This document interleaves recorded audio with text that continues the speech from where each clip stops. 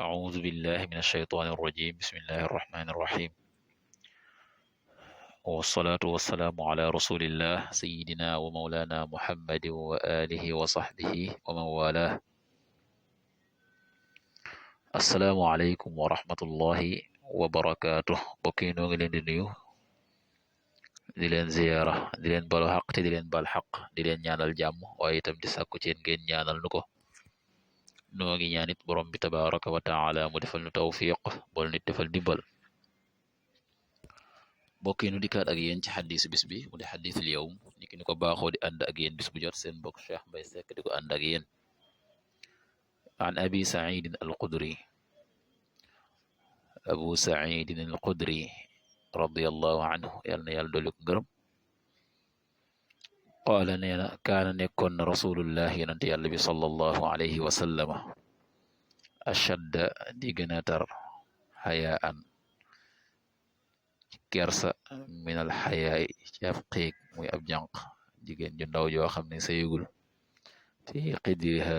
yoo xam ne mi ngi ci biir ab ber gendeem fa ida ra'a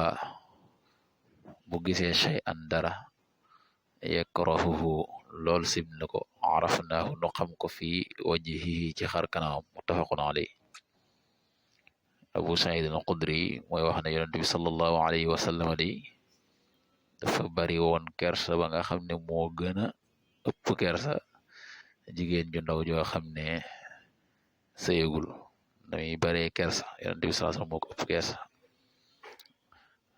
lam cay jàngale mooy yonent bi lu mu bari woon bari kersa ak kersa ga namuy tare saa boo xamee ne gis na lu aay kom du ko kersawaale moom saa boo ko gisee rek ngay gis ci xar kanam xam ne lii kat lu ko naqare la lii moom lu ko neexul la waaw saa boo gisee xamee ne gis na lu mu bañ loo xam ne lu aay la loolu mooy lu neexul yàlla